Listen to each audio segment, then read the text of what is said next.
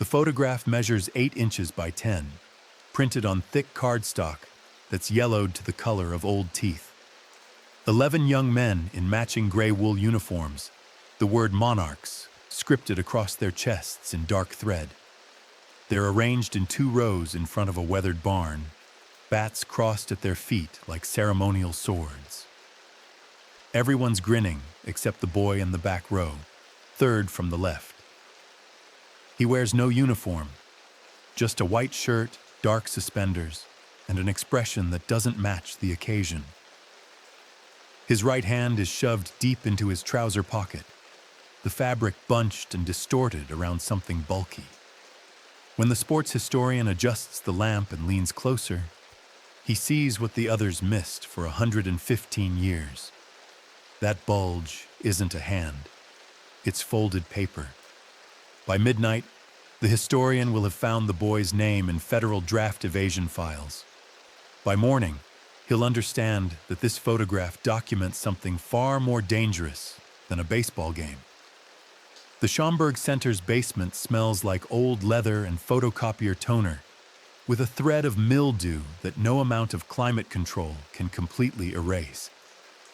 Dr. Marcus Webb has spent 3 weeks down here, cataloging photographs for his book on early Negro Leagues baseball. Most images are what you'd expect. Teams posed stiffly in front of grandstands, individual portraits of men whose batting averages have been lost to time, action shots too blurred to be useful. Then, on a Tuesday in March of 2024, he opens a folder marked Miscellaneous Midwest, 1908 to 1912, and finds the Monarchs. The team name catches his attention first. The Kansas City Monarchs wouldn't be founded until 1920, yet here's a squad using that name a decade earlier. Webb makes a note. Regional teams often shared names before the leagues formalized. He's about to move on when something about the composition stops him. 10 men in uniform, 1 boy who isn't. Webb pulls his magnifying lamp closer. The uniformed players look comfortable, used to having their pictures taken. Several rest their hands on each other's shoulders. 2 hold bats with the casual confidence of men who know how to use them. But the boy in back, maybe 16 or 17, stands apart. His shoulders are tight. His left hand hangs at his side, fingers curled into a loose fist. His right hand is buried in his pocket so deeply that the fabric pulls across his hip. Webb has looked at thousands of team photographs. Players put their hands in pockets all the time, but they don't usually distort the fabric like that. He adjusts the lamp's angle. The bulge is distinct, rectangular, too large for a hand, too regular to be a wadded handkerchief. He photographs the image with his phone and opens the editing software, brightens the shadows, increases contrast, sharpens the edges. The bulge becomes more defined, folded papers, multiple sheets, judging by the thickness. Webb zooms in on the boy's face. Unlike the others, he's not looking at the camera. His gaze is directed slightly to the left, toward a man in the front row who's grinning broadly, unaware that someone behind him is watching. Webb flips the photograph over. On the back, in faded pencil, St. Louis Monarchs, August 7, 1910, Carver Field. Below that, 11 names listed in 2 columns, corresponding to the 2 rows. The boy's name is last. Samuel Morris, Bat Boy. Except Samuel Morris isn't holding a bat. He's holding papers. Webb spends the next hour photographing the image from every angle, making note of each man's position, their expressions, the way the light falls across the scene. Then he opens his laptop and begins searching. The National Archives has digitized most World War I draft records. If Samuel Morris was born around 1893 or 1894, he would have been draft age by 1917. 3 hours later, Webb finds him. not in the standard draft registration files, but in a much smaller collection. Military intelligence reports on suspected agitators and subversives. File number 4732B, Samuel Aaron Morris, Negro male. Born April 2nd, 1893, St. Louis, Missouri. Charged in 1918 with circulating false documents, inciting draft evasion, and conspiracy to defraud the United States government. The file includes witness statements, confiscated materials, and a single-line conclusion typed in capital letters. Subject operated extensive forgery network targeting Negro industrial conscripts. Webb sits back in his chair. The photograph suddenly means something entirely different. That boy wasn't posing for a team picture. He was documenting a delivery. St. Louis in 1910 is a city of contradictions. The Louisiana Purchase Exposition 6 years earlier brought the world's attention to the gateway to the West, showed off electric lights and automobiles and the promise of American progress. But that progress has clear boundaries. The city's Negro population, roughly 43,000 people, lives mostly in 3 neighborhoods: Mill Creek Valley, Chestnut Valley, the area around Franklin Avenue. They work in the city's foundries and factories, on the riverfront docks, in white households as domestics and drivers. They build their own institutions because the white ones won't have them. Churches, fraternal lodges, businesses, baseball teams. The St. Louis Monarchs are a semi-professional club, meaning the players hold day jobs and practice in the evenings. They play other Negro teams from across the Midwest, and occasionally white teams willing to cross the color line for a guaranteed gate. The games are held at Carver Field, a flat stretch of packed dirt and patchy grass on the edge of Mill Creek Valley, with wooden bleachers that can seat maybe 200 people if everyone squeezes together. On August 7, 1910, the Monarchs are scheduled to play the Chicago Unions. It's a Sunday, which means the morning shifts at the factories are light, and men who work 6 days a week have a few hours to watch baseball. The stands start filling by 2 p.m. Women in their church dresses, children running between the bleachers, men in work clothes, their Saturday wages burning holes in their pockets, ready to bet on the outcome. Samuel Morris arrives early. He's not officially on the team roster, but he helps with equipment, runs errands, and on game days, he sells scorecards for a nickel each. His official title is Bat Boy, though at 16 he's almost as tall as some of the players. He has the kind of frame that suggests he'll fill out eventually. All elbows and knees and adolescent awkwardness. His mother works 6 days a week at a commercial laundry on Franklin Avenue. His father died 3 years earlier in a foundry accident that the company blamed on operator error and paid exactly nothing in compensation. Samuel has been around the team since he was 13. He knows every player, their batting averages, their families, their day jobs. Marcus Fletcher, the team's captain and best hitter, works as a porter at Union Station. James Covington, the pitcher, is a brick mason. Robert Hill, who plays first base, drives a delivery wagon for a white-owned grocery. These are men who've built lives within the narrow spaces the city allows them. They're careful. They know which streets to avoid after dark. They know which police officers will look the way and which ones are looking for reasons. The game is scheduled to start at 3 p.m. At 2:30, Samuel watches the players arrive in ones and twos, carrying their equipment in canvas bags. They change in a shed behind the field, pulling on their gray wool uniforms with monarchs sewn across the chest. Someone's sister made those uniforms, stitched each letter by hand. They mean something. At 2:45, a photographer arrives. White man, maybe 35, carrying a large format camera on a wooden tripod. He introduces himself as Howard Clemens, says he's documenting Negro baseball for a feature in one of the colored newspapers. Would the team be willing to pose for a portrait?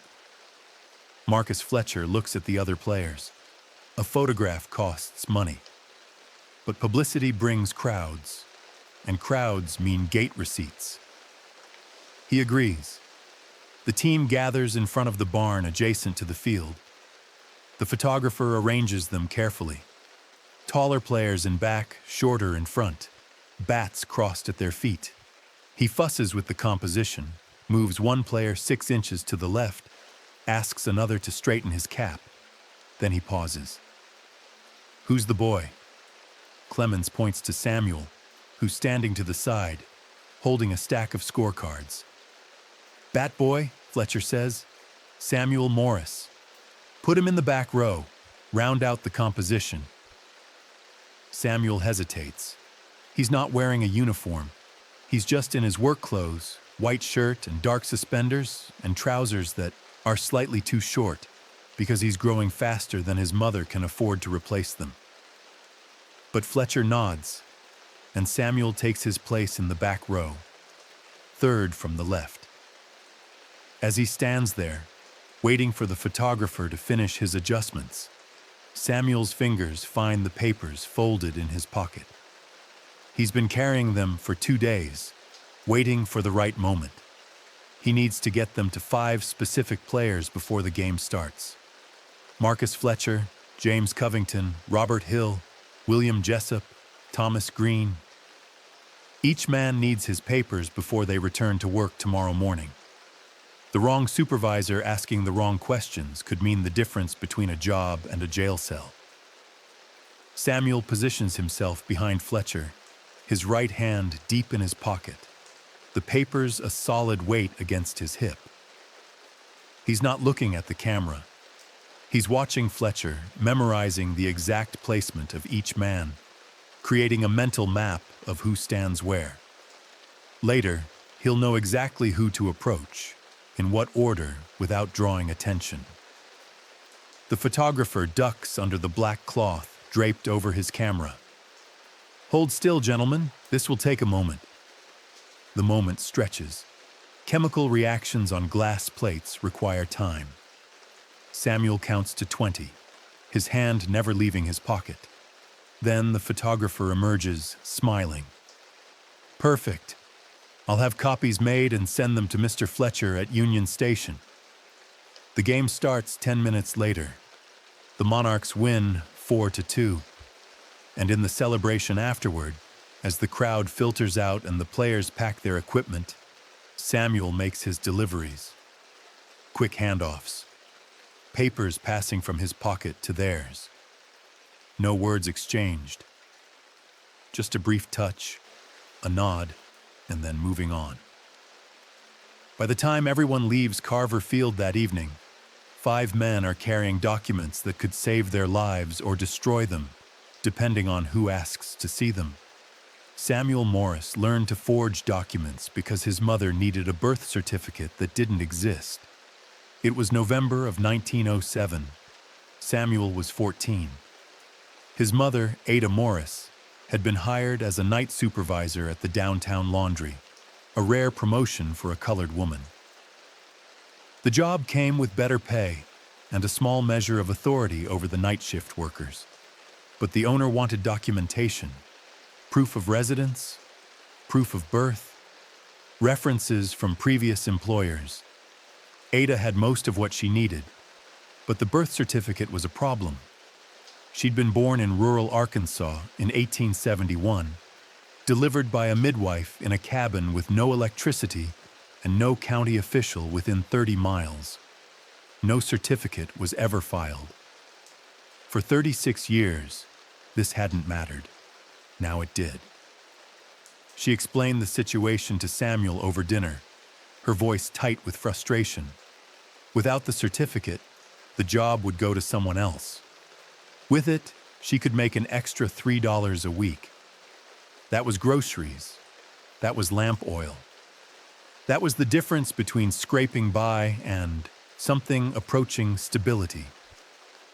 Samuel asked if she could get a delayed certificate from Arkansas. Ada shook her head. To file for one, you needed 2 witnesses who'd been present at the birth and could testify to your identity. Her mother was dead. The midwife was dead. Everyone who might have remembered was gone or scattered. Then we make one, Samuel said. Ada stared at her son. That's illegal. Being poor is illegal, Samuel replied. They just don't call it that. He was 14, but he'd inherited his father's steady hands and his mother's practical intelligence. He'd also inherited something else. A burning anger at systems that demanded documentation they'd never bothered to provide, that punished people for failing to possess papers no one had ever issued them in the first place. Samuel spent a week studying birth certificates. He went to the public library, the colored branch on Franklin Avenue, and looked through the vital records section.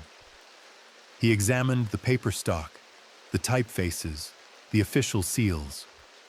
He learned that Arkansas used a different format than Missouri, that county clerks had individual handwriting styles, that certain details could be checked and others couldn't. He bought paper from a print shop, saying he needed it for a school project. He practiced the county clerk's signature, copied from a sample certificate he'd found in the library. He learned to age the paper by leaving it in sunlight, to distress the edges with sandpaper, to replicate the faded ink of a document that supposedly had been filed 36 years earlier. The certificate he created wasn't perfect, but it was good enough. Ada submitted it with her other documents, and the laundry owner barely glanced at it before signing off on her promotion. Samuel discovered he had a talent. More importantly, he discovered he had a purpose. Word spread quietly through the Mill Creek Valley community. If you needed papers, if you needed documentation the city wouldn't provide or that you couldn't afford, you talked to Ada Morris's boy. He worked cheap, usually for whatever people could spare. A quarter, a $50. Sometimes just a meal or a promise to help his mother with some task she couldn't manage alone. He forged birth certificates for people born in places where records didn't exist. He forged marriage certificates for couples who'd been together for decades but never had a legal ceremony. He forged employment references for men blacklisted after union organizing attempts. He forged property deeds for families who'd purchased land through handshake agreements and now faced white buyers trying to claim legal ownership. By the time he was 16, Samuel Morris had created documentation for more than 50 people. He kept no records. Everything was memorized, then forgotten. Names, dates, details. They passed through his mind like water through a sieve, leaving no trace. He never thought of himself as a criminal. He thought of himself as someone fixing broken systems one piece of paper at a time. Then the war came, and the systems broke in new ways. April 6, 1917. The United States declares war on Germany. President Wilson speaks of making the world safe for democracy, and the machinery of conscription begins to turn. Congress passes the Selective Service Act on May 18th. All men between the ages of 21 and 30 must register for the draft. Later, they'll expand it, 18 to 45. But in those first months, the focus is on young men in their 20s, the ones deemed most fit for military service. St. Louis's Negro population watches the draft registration with complicated feelings. Some men see military service as an opportunity, a chance to prove loyalty, to earn citizenship rights that have been systematically denied. Others see it as another form of exploitation, being asked to die for freedoms they've never enjoyed. Both perspectives exist simultaneously in the same neighborhoods, sometimes in the same households. Samuel Morris is 24 in 1917. He registers for the draft on June 5th, along with thousands of other men lining up outside the courthouse. The process is efficient and impersonal. Name, address, date of birth, occupation, physical examination, eye test, questions about dependents. The whole thing takes less than 20 minutes. Then he's issued a registration card and told to wait for his draft number to be called. He expects to be assigned to a combat unit eventually. He's healthy, single, with no dependents. But the call doesn't come in June, or July, or August. The Army is still organizing, still building training camps, still figuring out how to process millions of new recruits. Instead, something else happens. In September, Samuel receives a letter from the United States Employment Service. He's been designated for industrial conscription. Under the authority of the War Department, certain men are being assigned to essential war industries rather than combat duty. Samuel's experience working odd jobs around the city qualifies him for placement in one of St. Louis's munitions factories. The letter provides an address and a reporting date. September 23, 1917, 7 a.m. Bring proof of registration and physical fitness. Samuel knows immediately what this means. He's heard the stories from men already working in the munitions plants. 12-hour shifts, toxic chemicals, accidents that leave men dead or permanently maimed. And because the plants employ mostly Negro workers for the most dangerous positions, those accidents are quietly attributed to carelessness rather than unsafe conditions. No compensation, no accountability. Just another name scratched off the roster and a new worker pulled from the conscription pool. The system is elegant in its cruelty. White men are drafted into the army, where they at least have some chance of survival and some prospect of glory.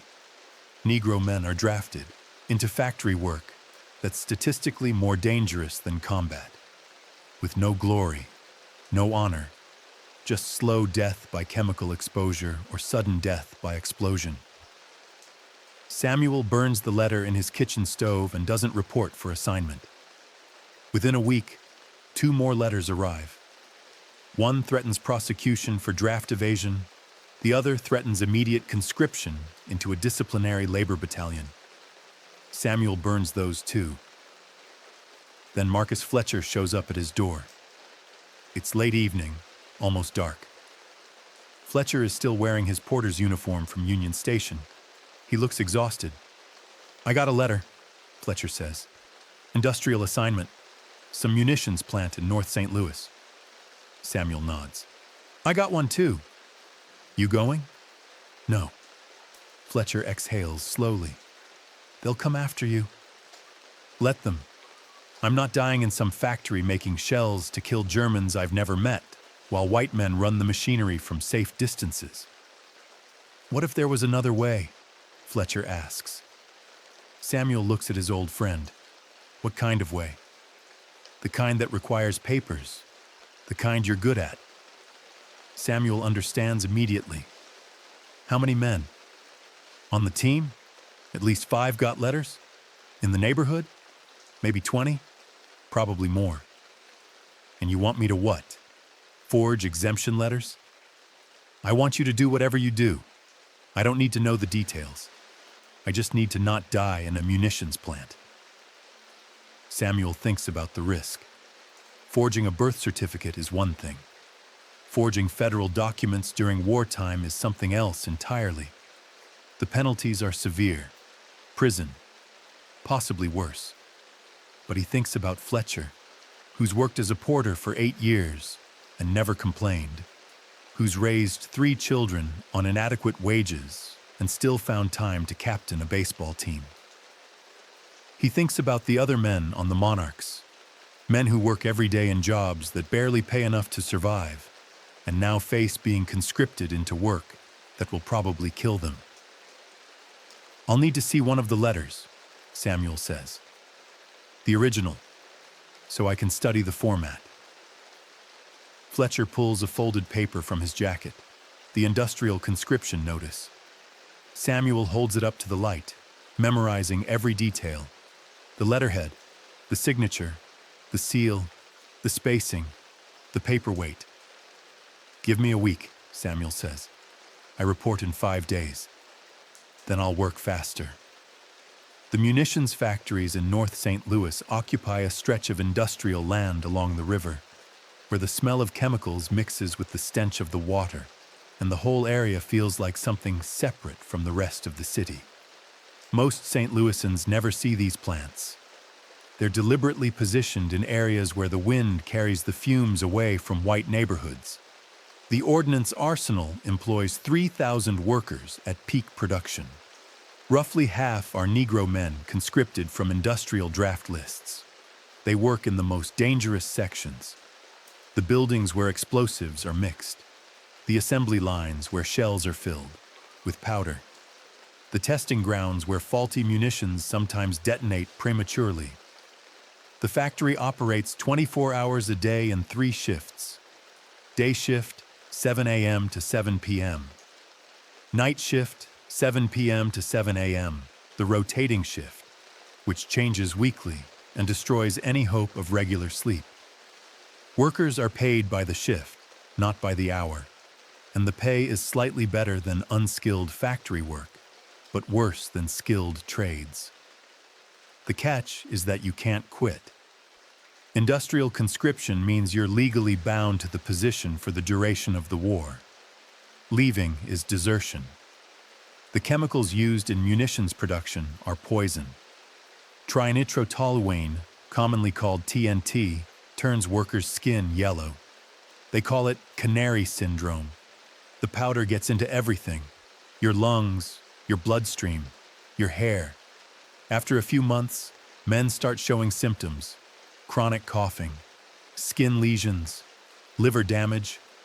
The worst cases develop aplastic anemia, where the bone marrow stops producing blood cells. That's a death sentence. Slow, painful, irreversible. Workplace accidents are common. In April of 1917, an explosion at a similar plant in Pennsylvania killed over 100 workers, mostly Negro men conscripted from southern states. The investigation concluded that inadequate training and worker inattention were responsible. No mention of the 12-hour shifts or the fact that exhausted men make mistakes. No mention of the inadequate safety protocols or the profit incentives that discouraged shutting down production lines for repairs. The St. Louis Arsenal has had 3 fatal accidents by September of 1917.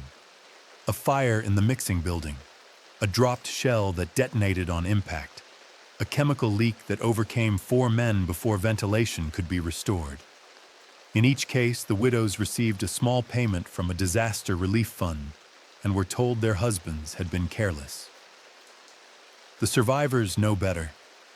They know the accidents are inevitable when men work 12-hour shifts handling volatile materials with inadequate rest and minimal training.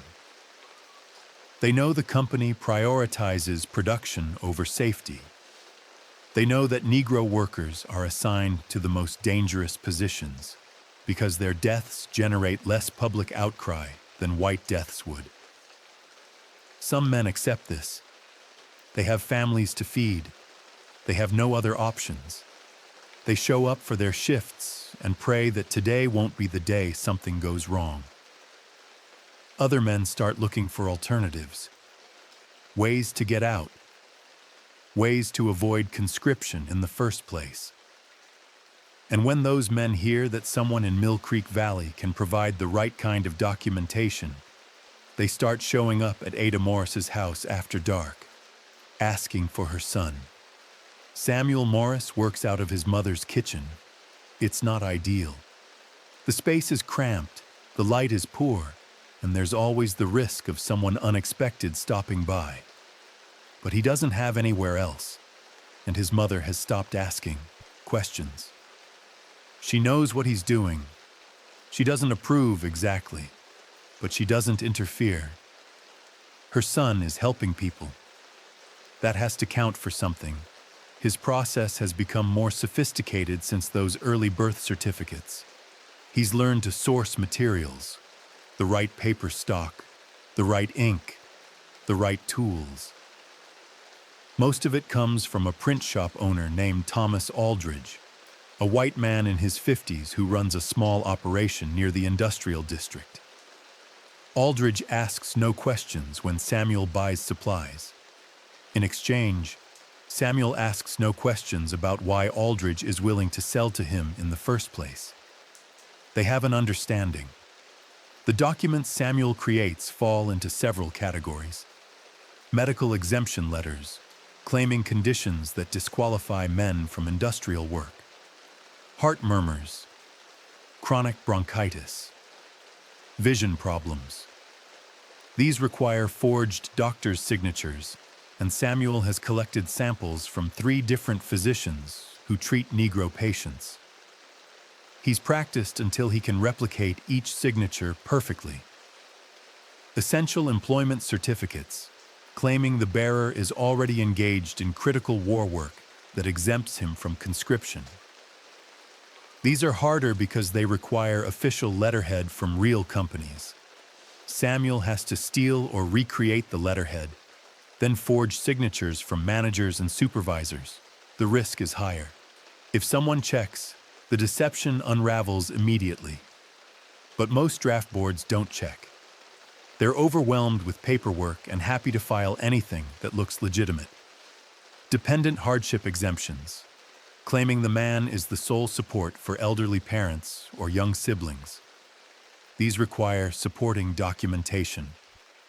Birth certificates, death certificates for deceased spouses, property records showing shared residences.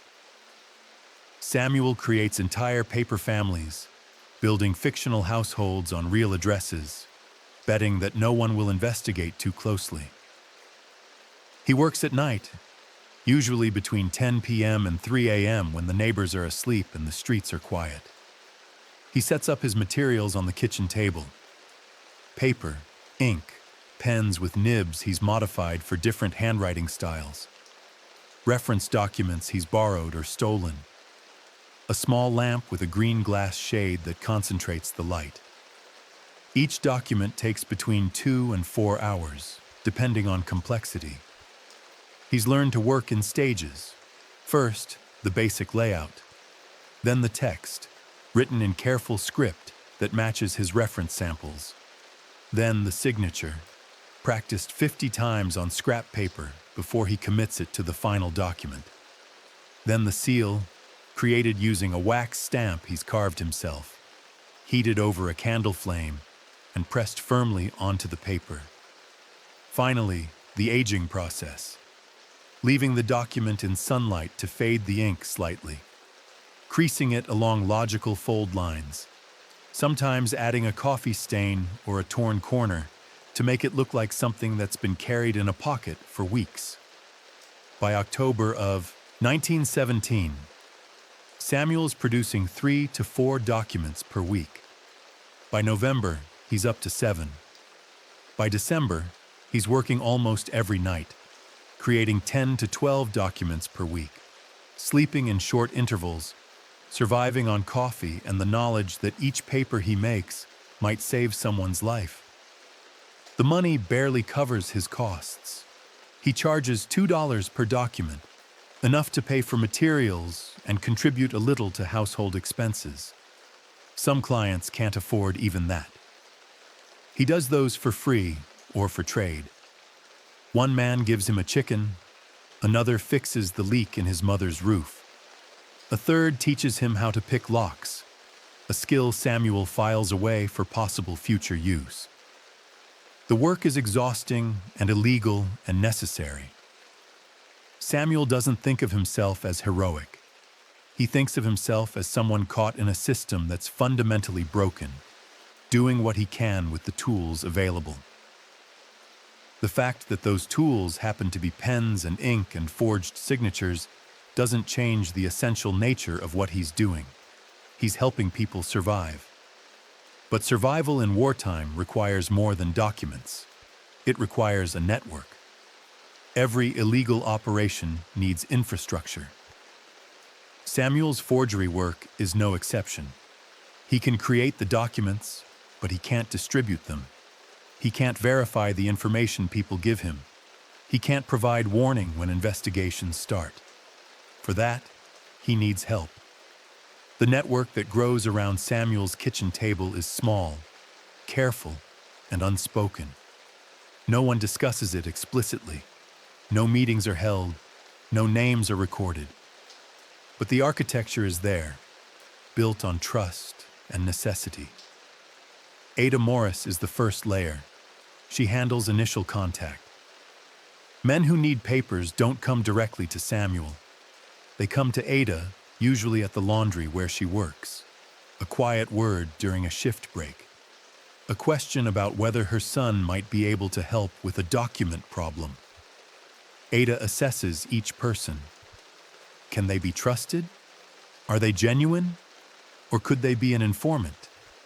If she approves, she tells them to come to the house on a specific evening at a specific time. The scheduling ensures that Samuel never has multiple clients present simultaneously, reducing the risk of witnesses. Marcus Fletcher is the second layer. He's the connection to the baseball team, and by extension, to a wider community of working men who trust each other.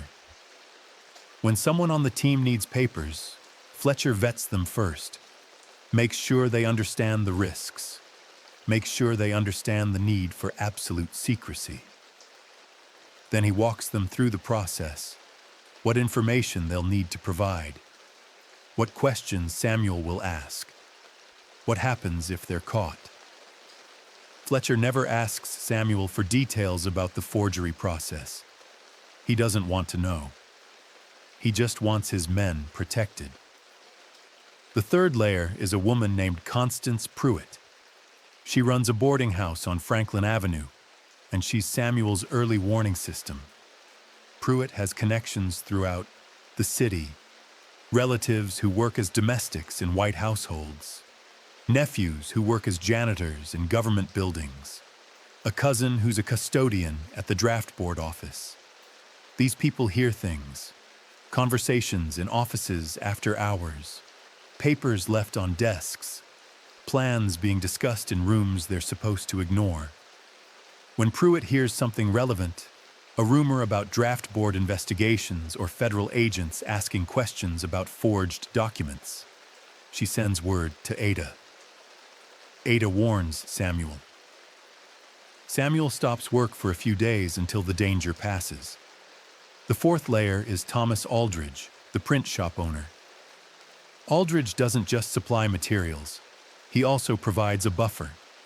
When someone needs to check whether a document looks legitimate, they don't bring it to Samuel directly. They bring it to Aldridge, claiming they need printing work done. Aldridge examines it, makes suggestions for improvement, and passes the feedback back through the network. This separation means Samuel never meets most of his clients face to face, reducing the possibility of later identification. There are others. A postal worker who occasionally intercepts letters from the draft board before they reach their intended recipients, buying Samuel time to create exemption papers. A clerk at the city records office who files certain birth and death certificates without checking their authenticity too carefully.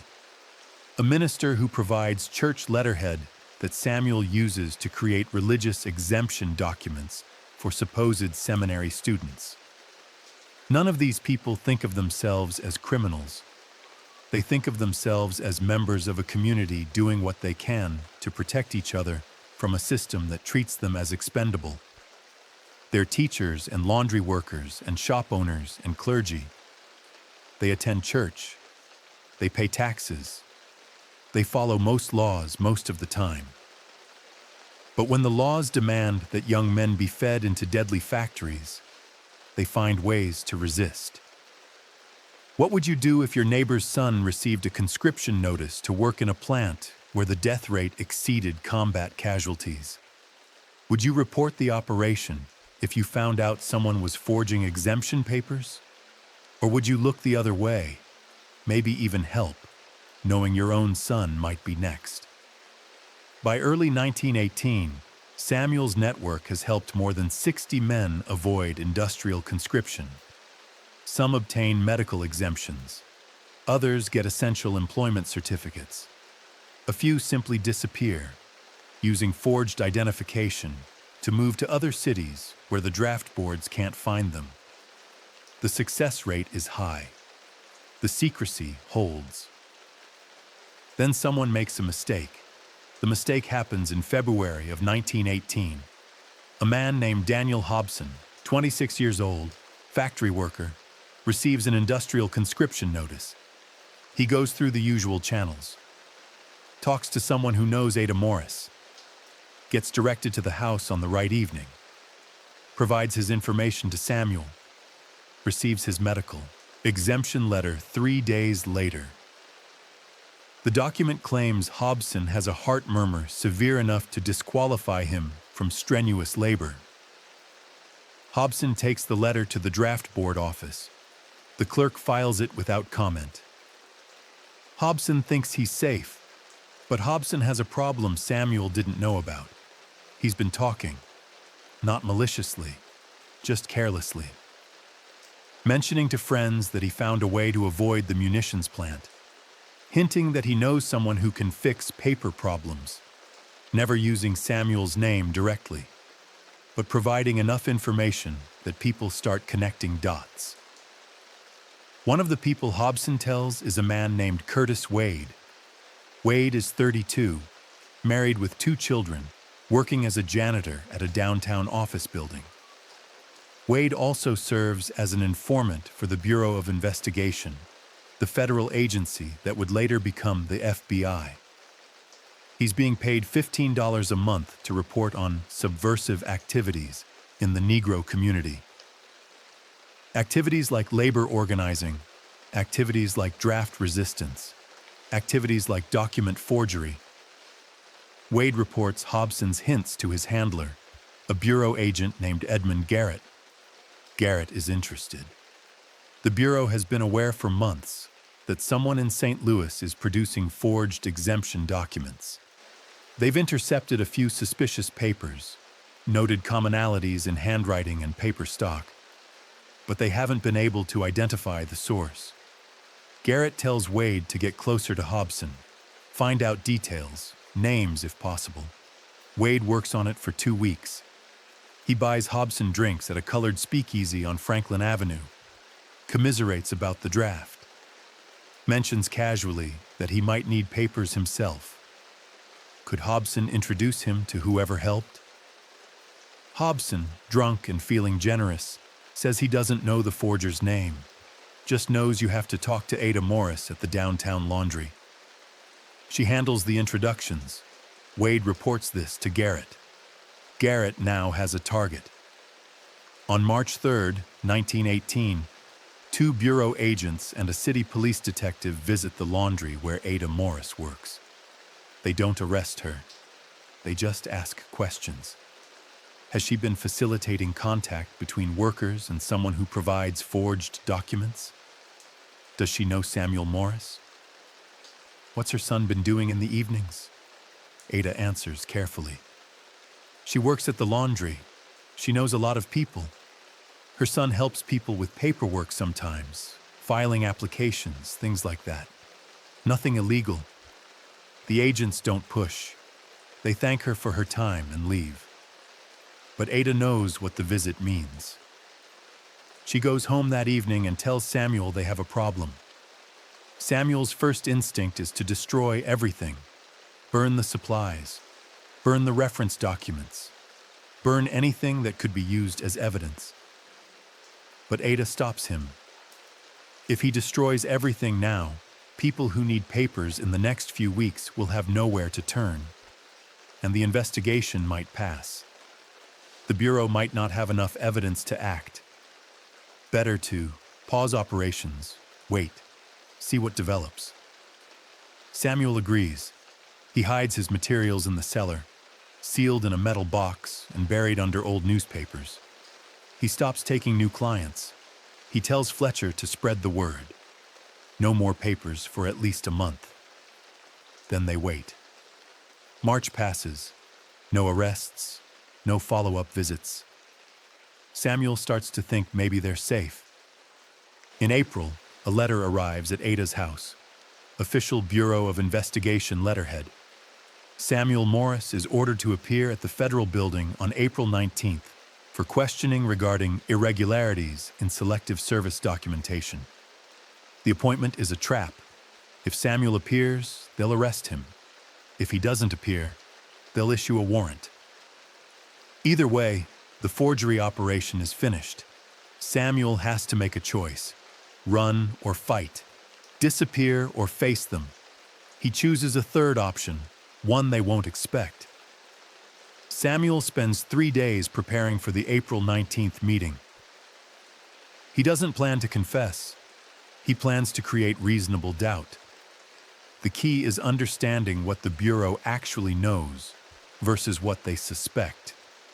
If they had solid evidence, they would have arrested him already.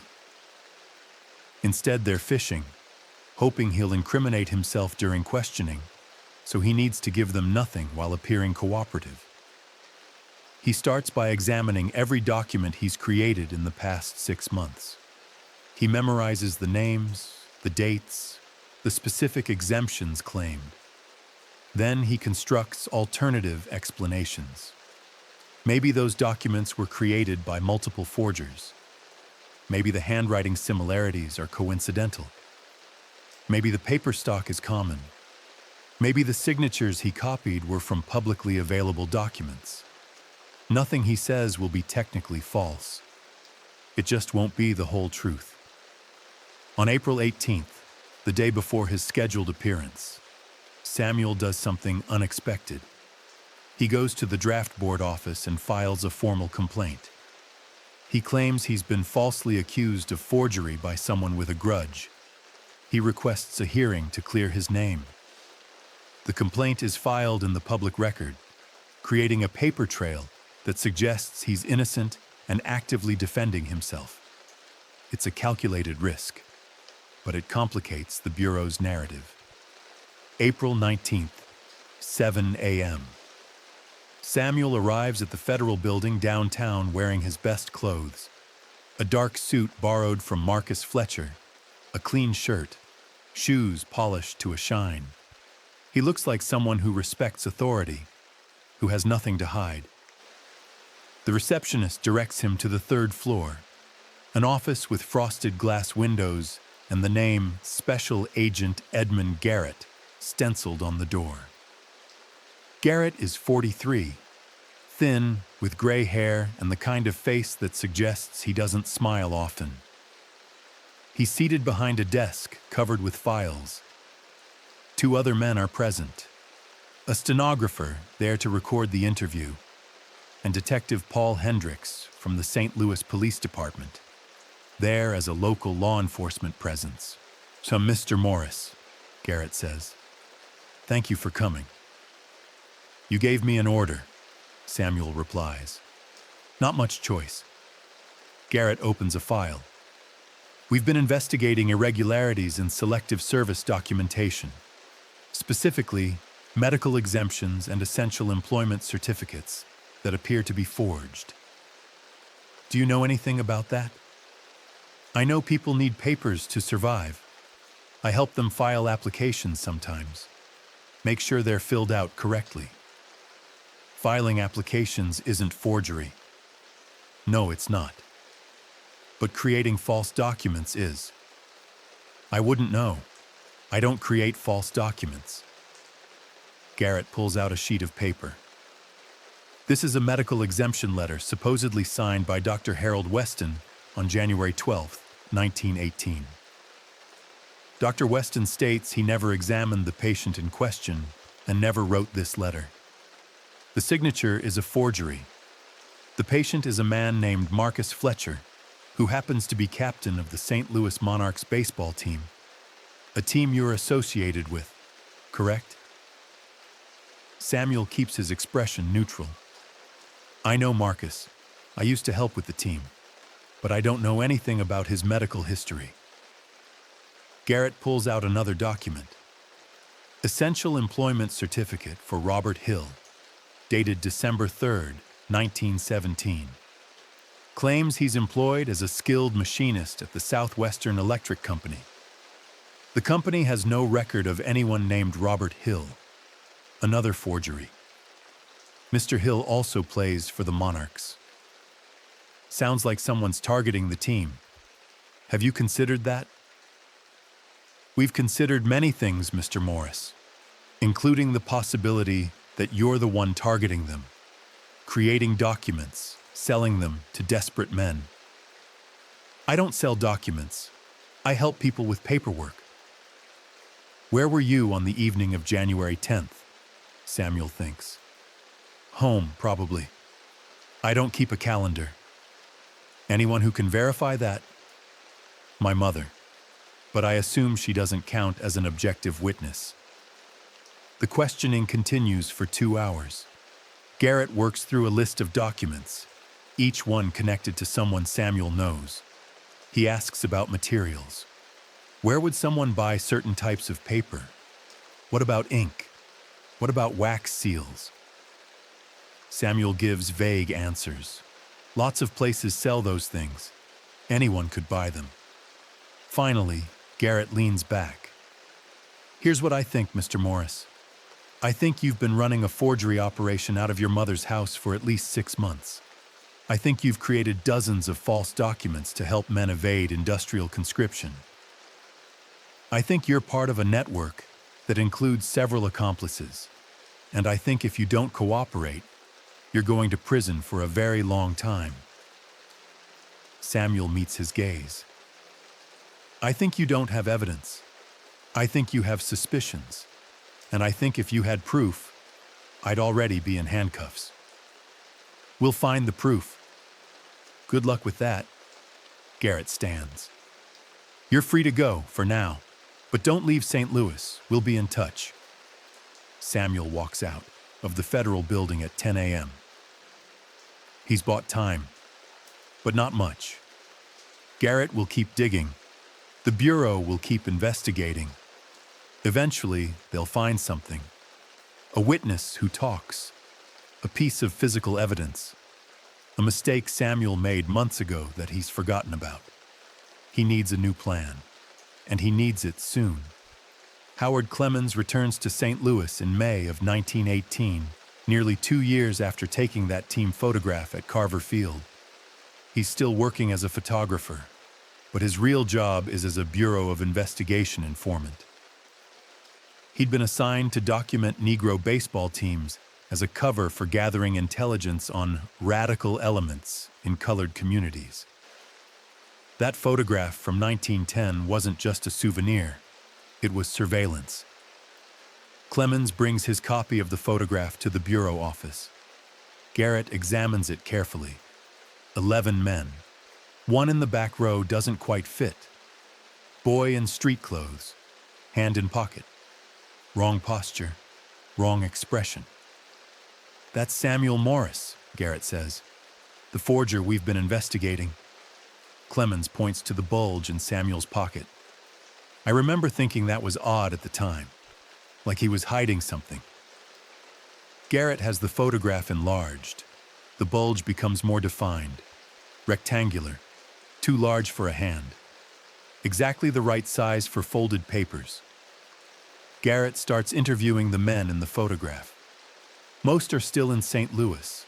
Some have died or moved away, but enough remain to create a pattern. Marcus Fletcher, Robert Hill, William Jessup, all have documentation exempting them from industrial conscription. All received their papers around the same time in late 1917. All got them through someone who knew Ada Morris. The photograph becomes evidence, proof that Samuel has been connected to these men for years, proof that he had access to them, proof that he was carrying something suspicious the day the picture was taken. It's circumstantial, but combined with the forged documents, it starts to build a case. Garrett applies for a search warrant. He needs to find Samuel's workshop, his materials, his reference documents. With physical evidence, he can make arrests that will hold up in court. Without it, The whole investigation remains theoretical. The warrant is issued on May 20th, 1918. Garrett and 4 other agents raid Ada Morris's house at 6 a.m.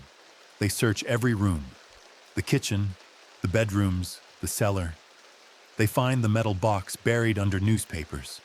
Inside, paper stock, ink bottles, pen nibs, reference documents, wax sticks, and a collection of practiced signatures on scrap paper. They arrest Samuel on the spot. Charges: conspiracy to defraud the United States government, producing forged documents, aiding draft evasion. He's taken to the city jail and held without bail pending federal trial. Ada is not arrested. The Bureau can't prove she did anything except introduce people to her son. That's not technically illegal, but she loses her job at the laundry. The owner doesn't want the controversy. She's back to taking in washing, earning a fraction of what she made as a supervisor. Samuel's arrest sends shockwaves through Mill Creek Valley. The men he helped realize they're vulnerable. If Samuel talks, gives names, everyone who used his services could face charges. Some destroy their forged papers immediately. Others keep them, gambling that the Bureau won't have resources to prosecute everyone. A few leave St. Louis entirely, moving to Chicago or Detroit or New York, starting over with new names in new cities. The network that protected Samuel falls apart. Constance Pruitt stops collecting information. Thomas Aldridge closes his print shop and moves his family to Kansas City. The postal worker transfers to a different office. The minister takes a position in Memphis. Everyone who helped is suddenly invisible. Marcus Fletcher visits Samuel in jail 3 days after his arrest. They speak through a metal grate, their voices low. They're offering a deal, Samuel says. Plead guilty, provide names, testify against the others. In exchange, reduced sentence. Maybe 5 years instead of 20. You going to take it? No. They could put you away for decades, Samuel. I know, but I'm not giving them anyone else. Those men trusted me. I'm not breaking that. Fletcher is quiet for a moment. You know what this means for the team?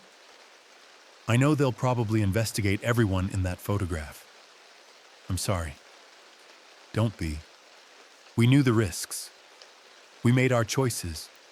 Fletcher pauses. The photograph, though, that was smart. Recording who carried what. We thought about that sometimes. How you positioned yourself, like you were creating a map. I wanted proof, Samuel says. Not for the Bureau, for us. So we'd remember what we did. Who stood up.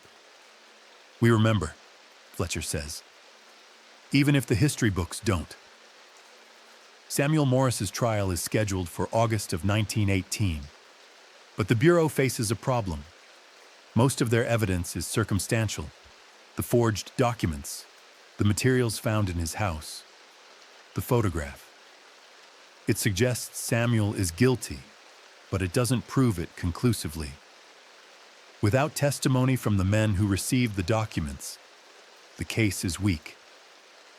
And none of those men are willing to testify against Samuel. Garrett tries various tactics. He offers immunity to witnesses. He threatens prosecution. He appeals to patriotism, arguing that helping Samuel is unpatriotic during wartime. Nothing works. The men who benefited from Samuel's forgeries remain silent. Some claim they never received forged documents. Others claim they don't remember where their papers came from. A few admit they might have received help from someone, but they can't recall details.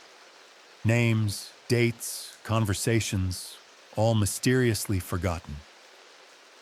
This silence is strategic. The community understands that the government needs witnesses to make their case. Without cooperation, the prosecution struggles. So a collective decision emerges. No one talks. No one confirms the Bureau's theories. No one gives them the ammunition they need. The trial date approaches. Garrett realizes his case is weaker than he'd like. He makes Samuel another offer. Plead guilty to a reduced charge. Serve 3 years in federal prison. In exchange, the Bureau drops the conspiracy charges and doesn't pursue anyone else in the network. Samuel considers this carefully. 3 years is survivable, and protecting the others matters more than his freedom. But accepting a guilty plea means admitting he committed crimes. It means accepting the government's narrative that helping people avoid deadly work was wrong. He refuses the deal. He demands a trial. The trial begins on August 12, 1918. Federal Courthouse. Judge Arthur Whitman presiding. All-white jury as expected. The prosecution presents their evidence methodically. The forged documents. The materials found in Samuel's house. Testimony from Dr. Weston and others whose signatures were forged. The photograph, introduced as evidence of Samuel's long-standing relationship with the defendants. Samuel's attorney, a colored lawyer named James Patterson, who's working essentially for free, argues that the evidence is insufficient. Yes, Samuel helped people with paperwork. That's not a crime. Yes, materials were found in his house. That doesn't prove he created specific documents. Yes, he knew the men in the photograph. Knowing someone isn't conspiracy. The photograph becomes a focal point. Patterson argues it proves nothing except that Samuel was present at a baseball game. The prosecution argues it shows Samuel hiding documents in his pocket, planning to distribute them. Judge Whitman allows both interpretations. The jury will decide. The trial lasts 4 days. The jury deliberates for 6 hours. They return with a verdict: guilty on all counts. Samuel is sentenced to 15 years in federal prison. He shows no reaction when the sentence is read, just nods once, then is led away by marshals. Patterson files an appeal immediately, arguing that the evidence was insufficient and that the jury was prejudiced. But appeals take years, and Samuel will remain in prison while the process unfolds. Samuel Morris enters federal prison on August 20, 1918. The facility is in Leavenworth, Kansas, nearly 300 miles from St. Louis. His mother cannot afford to visit. He's effectively alone. Leavenworth in 1918 is overcrowded with conscientious objectors, draft evaders, and political prisoners rounded up during wartime paranoia. Samuel is classified as a draft evader, even though he technically registered for the draft, and the charges against him are for forgery, not evasion. The distinction doesn't matter. He's grouped with other men deemed unpatriotic and treated accordingly. The conditions are harsh: 12-hour workdays, inadequate food, violence from guards and other prisoners. Disease spreads through the overcrowded cell blocks. Influenza hits in October, the deadly strain that will kill millions worldwide. Samuel survives, but barely. He loses 30 pounds in 3 weeks, and the cough lingers for months. He doesn't write letters. There's no point. His mother can't read well enough to understand detailed accounts, and anything he writes will be censored. Instead, he focuses on survival, learning the prison's rhythms, avoiding conflicts, doing his assigned work without complaint, becoming invisible in the way he learned as a teenager moving through a hostile city. Meanwhile, the war ends. November 11, 1918. Germany surrenders. The armistice is signed. Across the United States, celebrations erupt. Parades, fireworks, relief that the killing is over. In Leavenworth, the prisoners hear about it secondhand. Some cry, some laugh. Most just feel empty. The war they resisted is over, but their sentences remain. Samuel learns that several men he helped are dead, not from industrial accidents, from the influenza epidemic. The same virus that nearly killed him in prison killed them in their homes, in the very neighborhoods he was trying to protect them from leaving. The irony is bitter. He gave them papers to avoid munitions plants, and they died anyway. Marcus Fletcher writes once, "The letter is brief, carefully worded to get past censors. The team disbanded. Most of us moved on. We remember what you did. Others will too, eventually. Stay strong." Samuel keeps the letter under his mattress until a guard finds it during a cell search and confiscates it. After that, he has nothing except memories. The years grind forward. 1919, 1920, 1921. Samuel's appeal is denied. He files another. That's denied too. The legal system has no interest in reconsidering wartime convictions, especially for Negro men convicted of undermining the war effort. In 1922, Samuel is transferred to a work farm in Georgia. The conditions are somehow worse. Agricultural labor from sunup to sundown. Brutal overseers, constant heat and humidity. Men die from heat stroke and exhaustion and infected injuries that go untreated. Samuel survives by making himself useful. He helps other prisoners write letters. He settles disputes before they become violence. He becomes the informal mediator, the person other men come to when they have problems. By 1925, he's served 7 years. He's eligible for parole consideration. His attorney, Patterson, who's somehow still working on his case, files the paperwork. The parole board reviews it. They deny the request. Their reasoning? Samuel has shown no remorse for his crimes. He hasn't apologized. He hasn't admitted wrongdoing. Until he does, he'll remain incarcerated. Samuel could apologize. He could claim he was young and foolish and didn't understand what he was doing. He could say whatever they want to hear. But he refuses. What he did wasn't wrong. Helping people survive wasn't a crime, regardless of what the law claimed. He won't apologize for that. So he stays in prison. 1926, 1927, 1928. His mother dies in 1927. He learns about it 3 weeks after her funeral.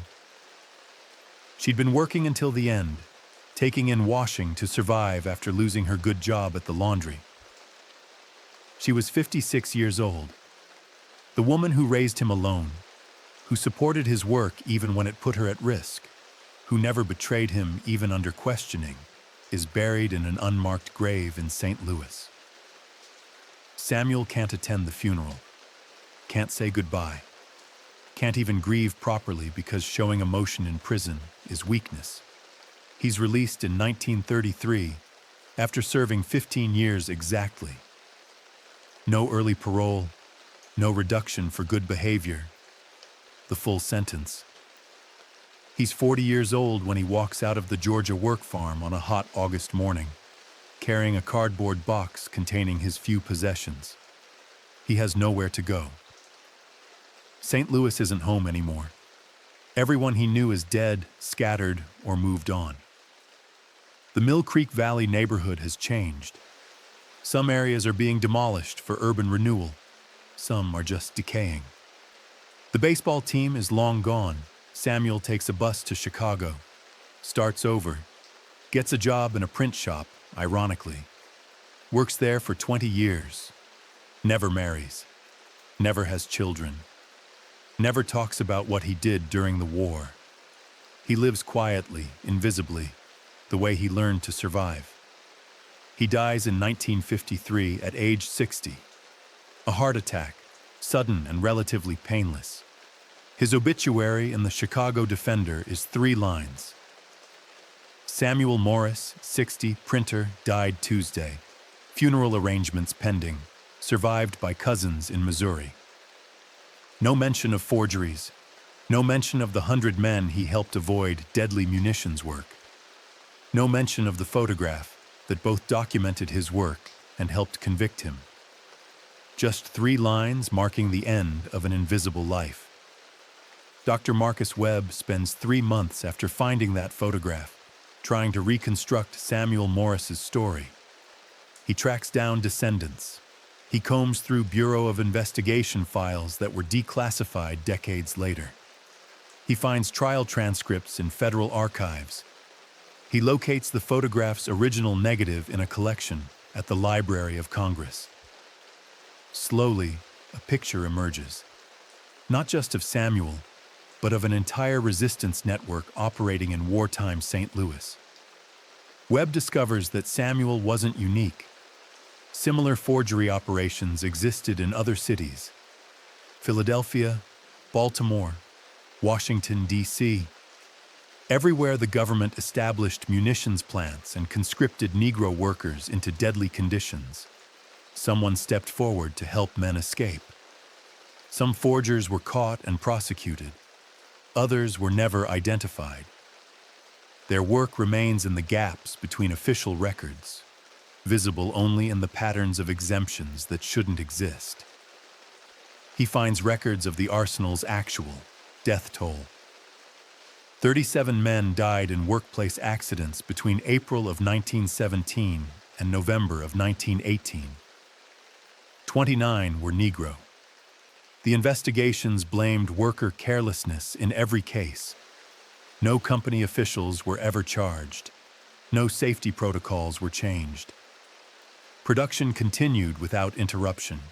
He finds evidence that the Bureau knew about other forgers, but focused their resources on Samuel because he was the most prolific.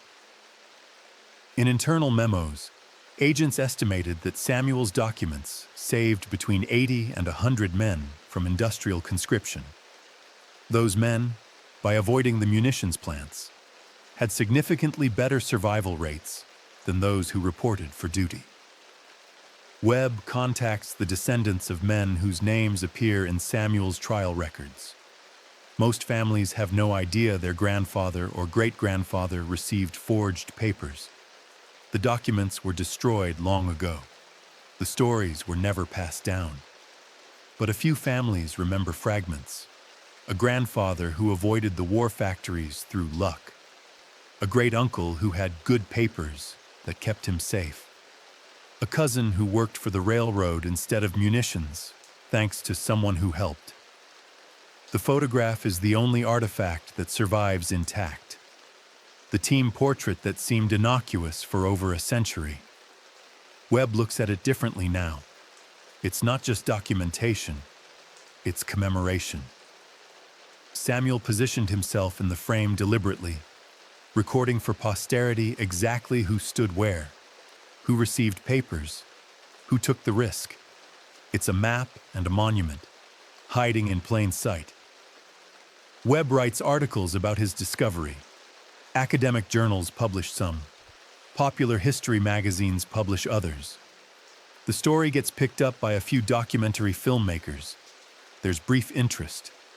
Then it fades. Samuel Morris becomes a footnote.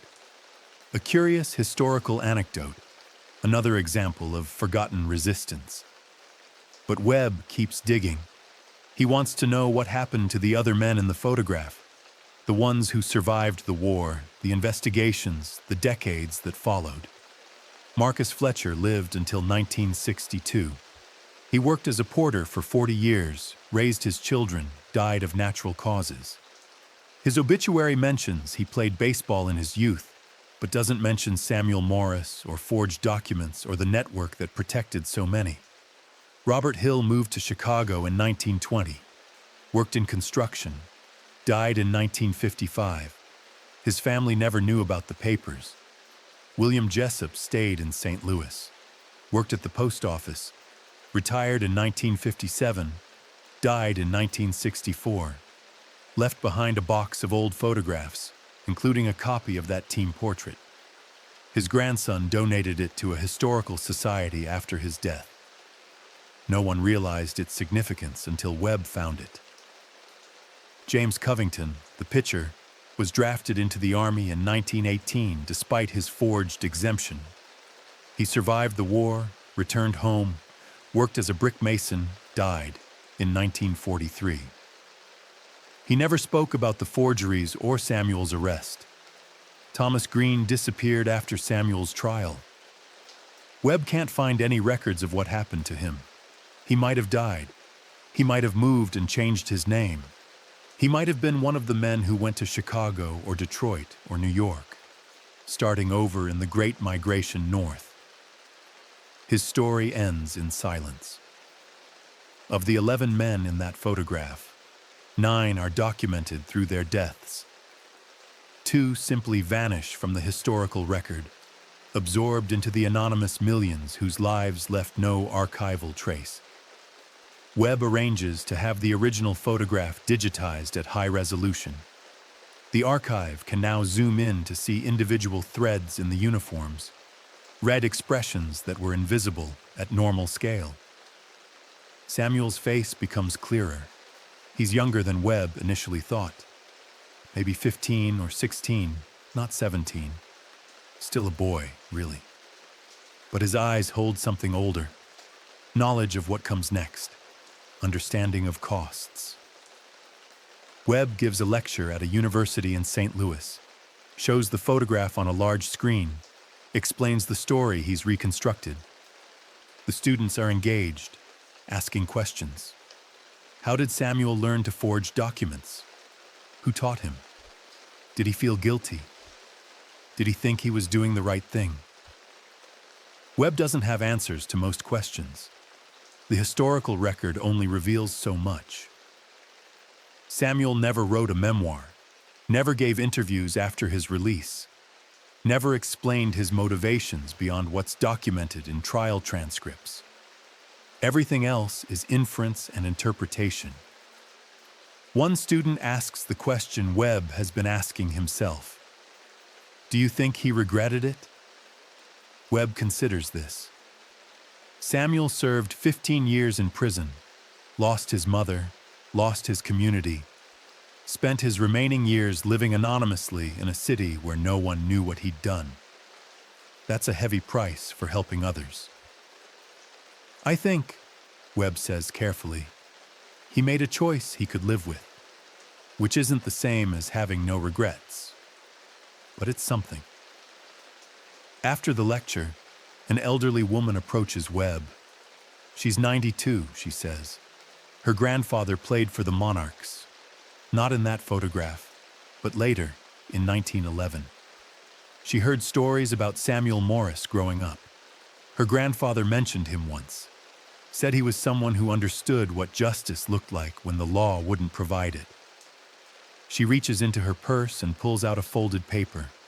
It's old, brittle, yellowed at the edges. My grandfather kept this. I think he wanted someone to find it someday. Webb unfolds it carefully.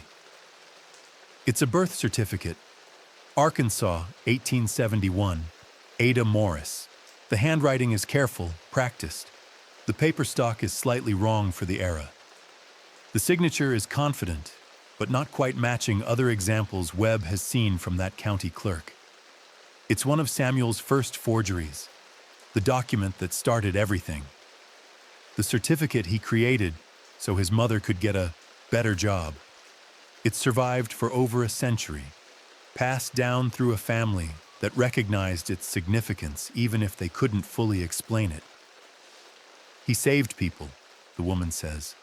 My grandfather said that. Samuel Morris saved people.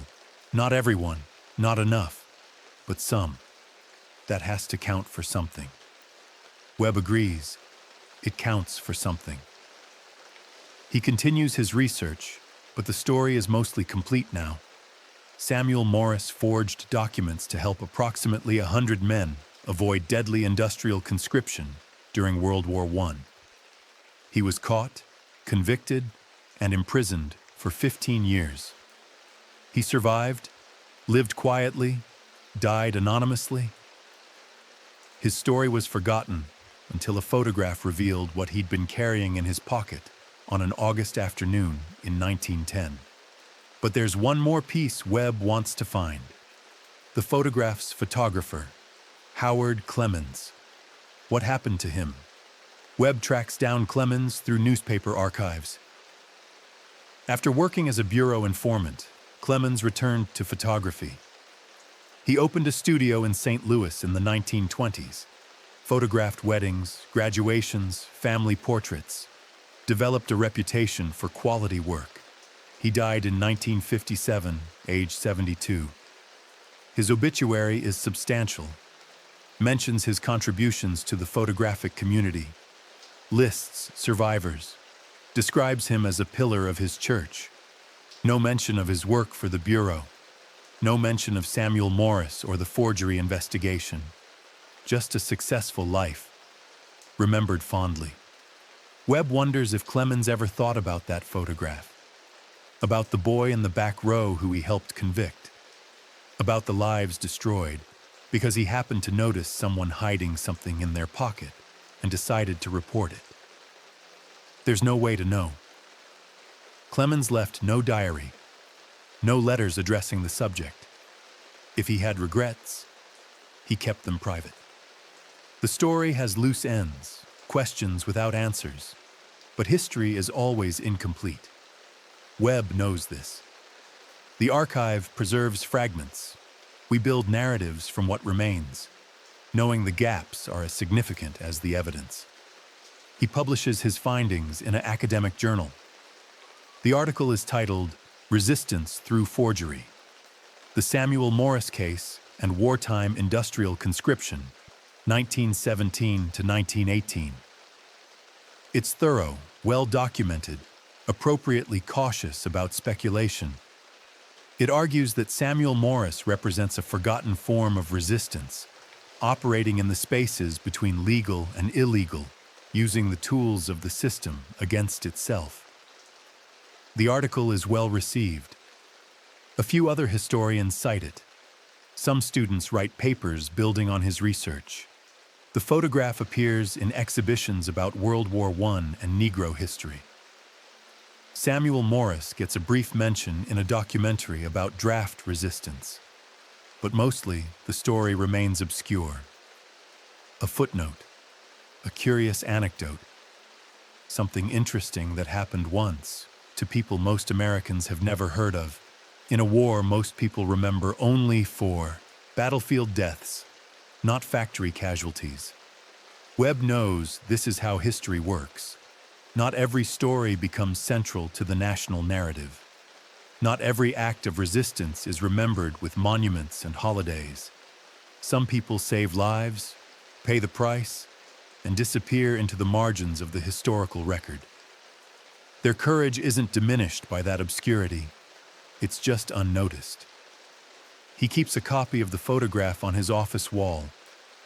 When students ask about it, he tells them the story. About Samuel Morse, about the monarchs, about the papers hidden in a pocket, about the network that protected so many, about the 15 years in prison, about the choice to resist even when the cost was everything. History isn't just the big events, Webb tells them.